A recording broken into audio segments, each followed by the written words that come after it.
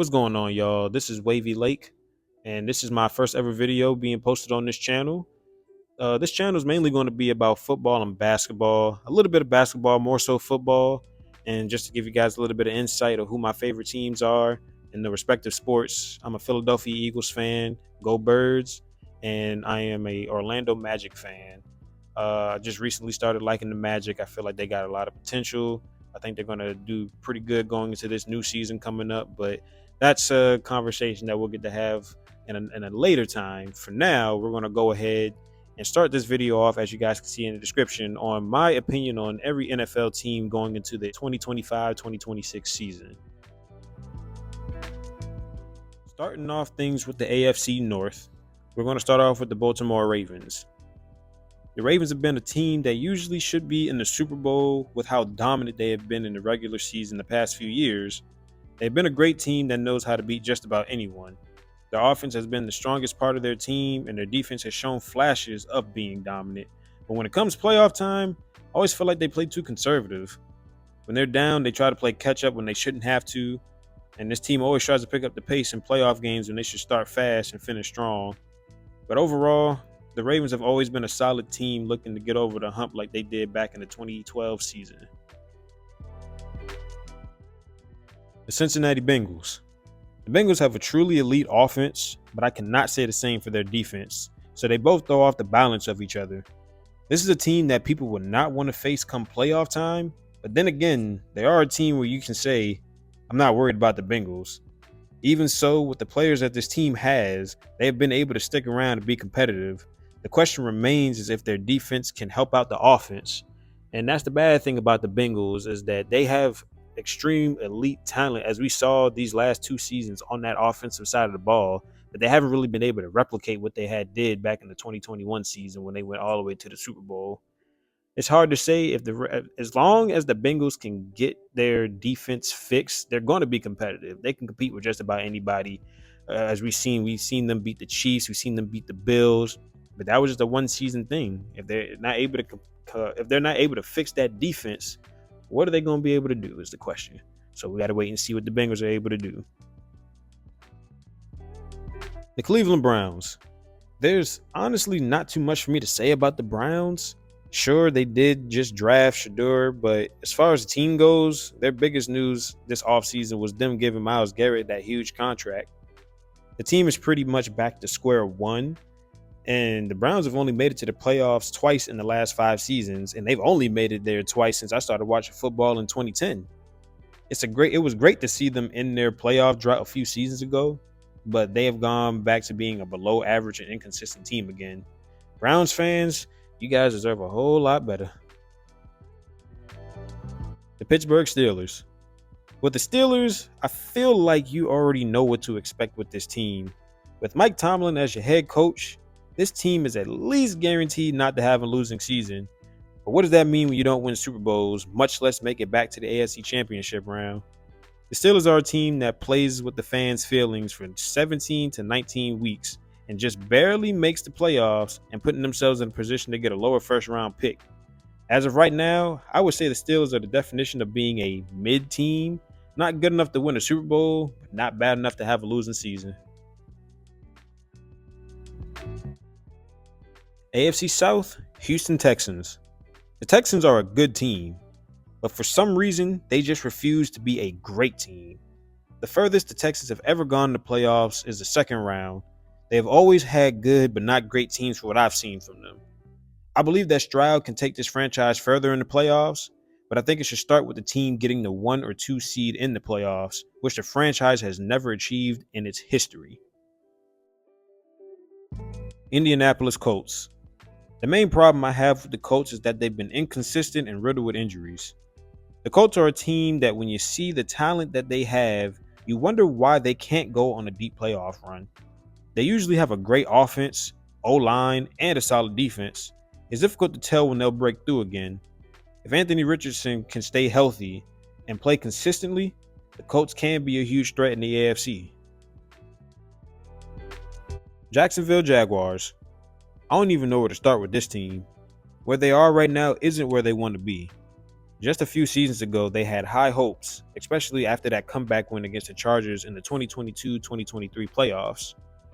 They were on the right path, but then they went right back to looking like they are regressing, just like they did after their playoff run in the 2017-2018 season, where they were just one game away from the Super Bowl.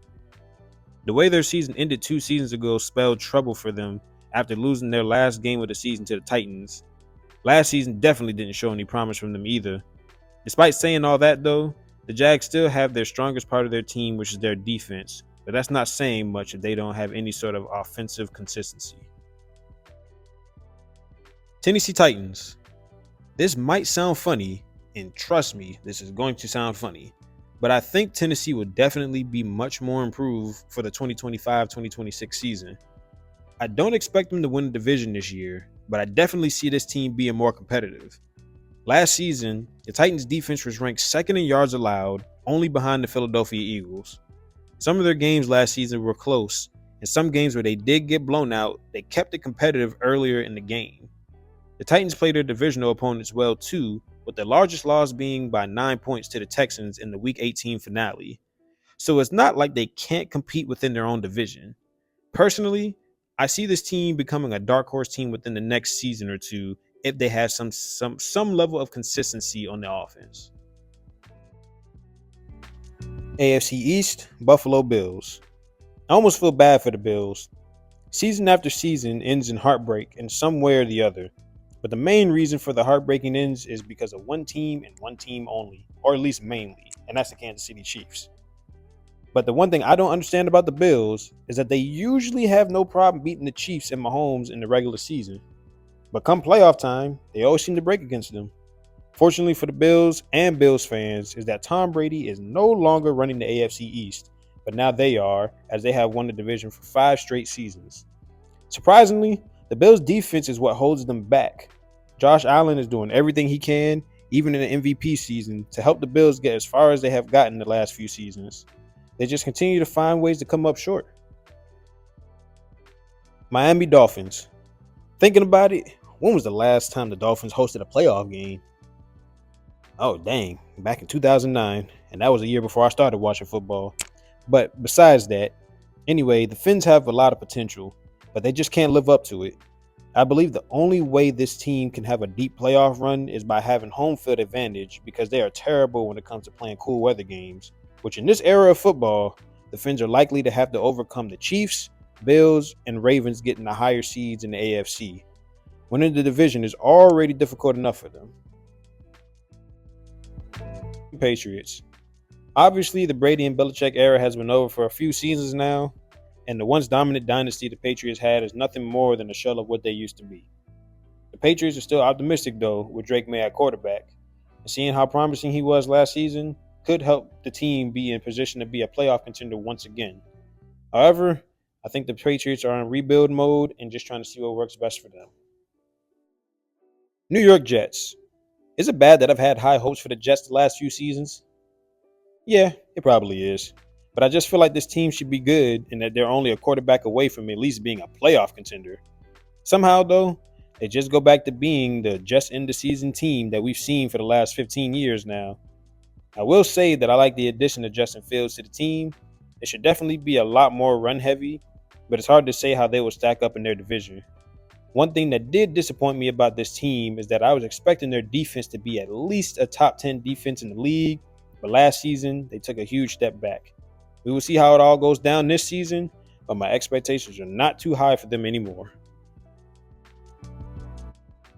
AFC West, Denver Broncos. Well, Broncos, you guys made the playoffs again without Manning being there. Bo Nix did well with this team last season, and everyone knew this team would be a solid quarterback away from being a playoff contender again. But that was just his first season in the league. The sophomore slump can be a real thing in the league.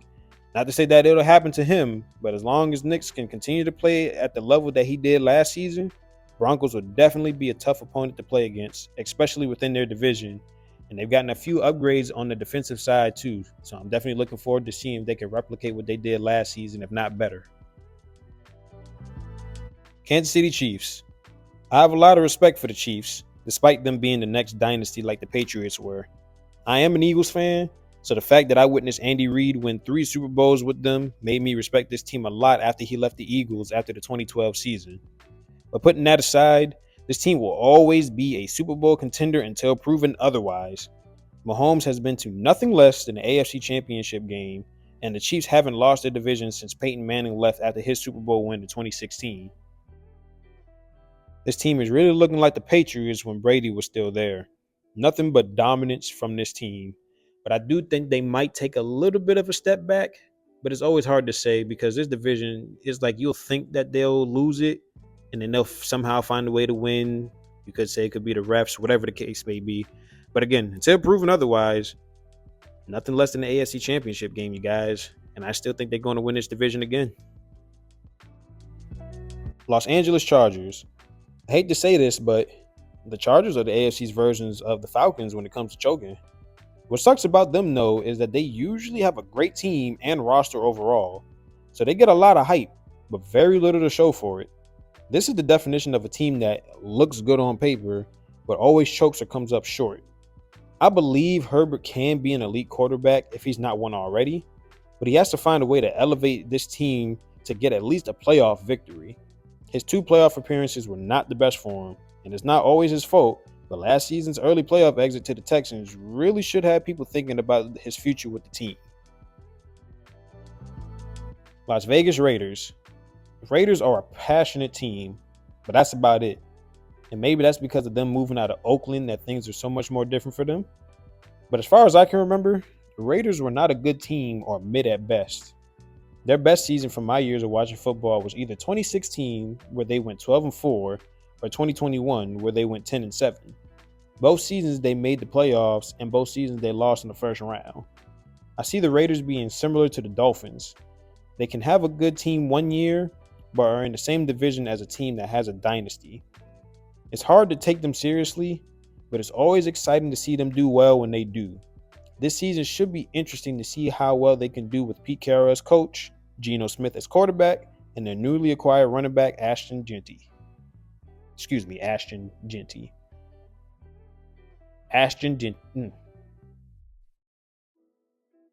And their newly acquired running back Ashton Jeanty. NFC North, Chicago Bears. I feel as though the Bears are similar to the Jets. They've had a great and talented defenses, but a lackluster offense that holds them back. And that is mainly due to the lack of having a solid and consistent quarterback to help them go far. This division is usually a dogfight too. A team may win this division 2 or 3 seasons straight, but lately it's been someone different representing the NFC North. Fortunately for the Bears, they have been to the playoffs more recently than the Jets. But the Bears haven't won a playoff game since Jay Cutler was their quarterback. Whoa, Jay Cutler was not a name I was expecting to hear in 2025. The Bears have went through a few different quarterbacks throughout the years, and now they're currently with a second-year quarterback, Caleb Williams, who didn't have the greatest freshman season, but is looking to have a much better sophomore season. We will see how things go for them in 2025. Detroit Lions. I'm happy to see the Lions being a huge threat and a playoff contender in the NFC for the last 2 or 3 seasons now. Growing up, this was a team that was mostly at the bottom of the NFC North, mainly because of Aaron Rodgers and the Packers, or the random years that the Vikings would win the division. But this is by far the best Lions team I have seen in a long time. Things didn't end the way they wanted to last year, and that was mainly due to injuries in their defense. It would have been nice to see them play against the Eagles in the playoffs too, but this team's Super Bowl window is still wide open. The division will still be tough though. Green Bay Packers. The first team I ever witnessed beating the Eagles in the playoffs 14 to 15 years ago. That made me experience my first heartbreak seeing my favorite team and favorite player lose in the postseason in what was a classic game. Glad I got to witness Eagles get their victory over them this past season though. But anyway, the Packers are a team I've always despised, but had a lot of respect for. When Rodgers was in his prime, they almost looked unbeatable most seasons. Surprisingly, they've only had 1 Super Bowl victory since. Goes to show you how difficult it can be to get back there. Not talking to you Chiefs fans or Patriots fans. Even though Rodgers left, Jordan Love has kept the team in playoff contention as a starter for the last 2 seasons. This team is well run and usually has a squad built to contend each season. Much respect to them. But I can't wait to see how everything goes after this whole tush push thing. Yeah, anyway. Minnesota Vikings. The Vikings are a pretty funny team to me. They usually have a great team, great players, and great coaching. It's almost like they shouldn't have any weaknesses and should have played in the Super Bowl by now. But they always seem to come up short every season. Maybe the Vikings just need to have the number one seed and home field advantage in order for them to get back to the Super Bowl. A great regular season team, but an underperforming one when it comes playoff time. Maybe one of these seasons they can get over the hump. NFC South, Atlanta Falcons. I know we've all heard the 28-3 jokes, and we all know that the Falcons are currently the biggest chokers in Super Bowl history and are a big reason why Brady does have 7 rings.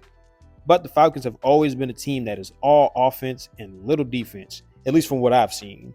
And if the offense isn't that good, the defense will do just enough to make them be an average team. There's not really much I have to say about the Falcons, though.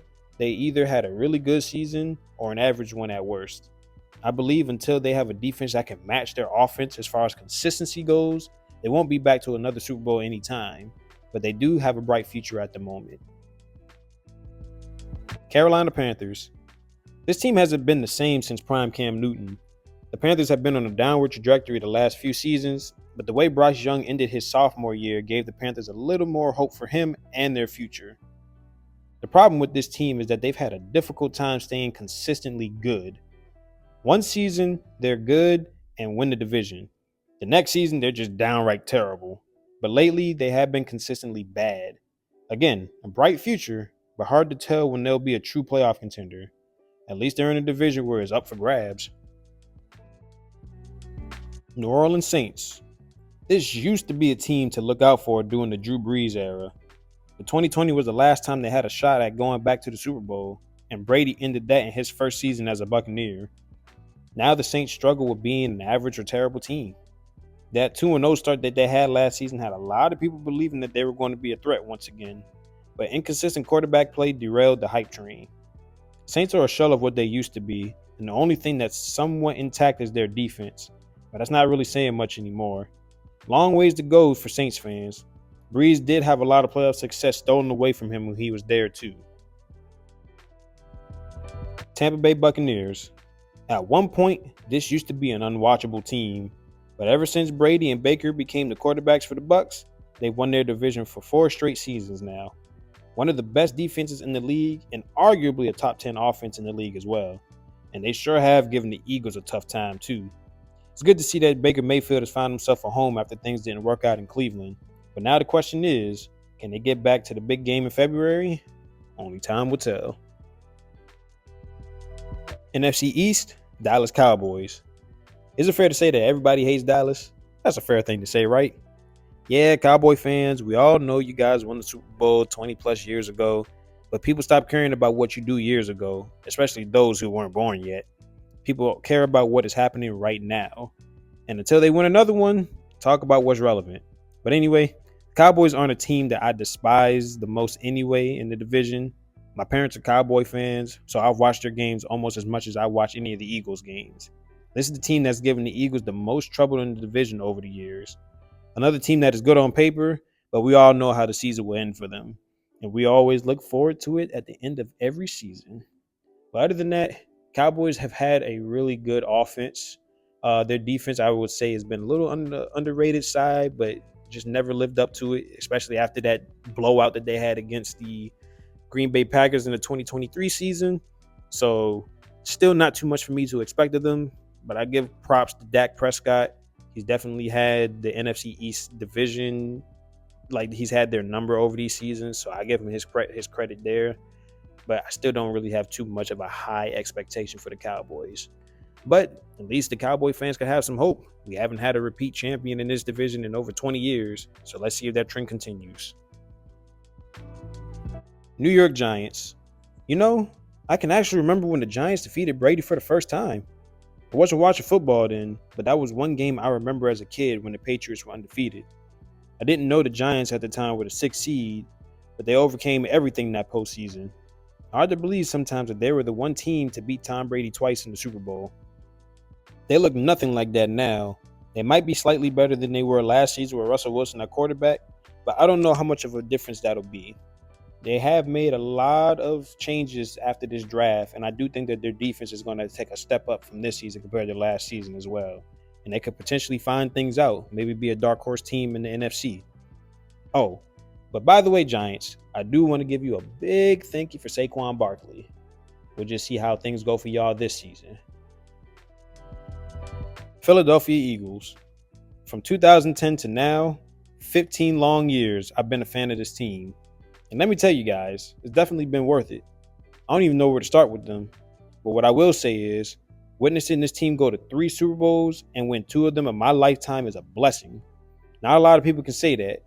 2017 and 2024 Eagles have been nothing but phenomenal. And a few other Eagles teams that didn't capture a Lombardi trophy deserve a huge shout out too. 2010, 2014, 2018, and the 2022 squads. I don't have to go on and on about the Eagles. They continue to be the team that's well organized and consistent. And I thank God for having me see the potential in this team and never quitting on them even in their down years. Fly Eagles fly, go Birds. And I'm just hoping that they can run it back again this season. Washington Commanders. Now this is a team that I despise. I grew up going to school with Commander fans, very passionate people, but they will let you know that your team isn't as good as theirs. But I always told them, don't get too cocky. They haven't proven to me that they're capable of being a true threat in the NFC. At least not until last season, however. As much as I dislike the Commanders, I never let that get in the way of the football fan that I am. I've always said the Commanders were a good quarterback away from being a threat, and now look at them. In Jaden Daniels' first season, he led them to the NFC Championship round. Washington should be a good team for some time if they continue to build around him and fix their defense. Let's see how he does in his sophomore season. And finally, the NFC West, Arizona Cardinals. Cardinals are another franchise that has been mediocre more so than good or great. I do feel bad for this team at times. Some seasons they look like they're a legitimate team and will make a deep run, only to come up short.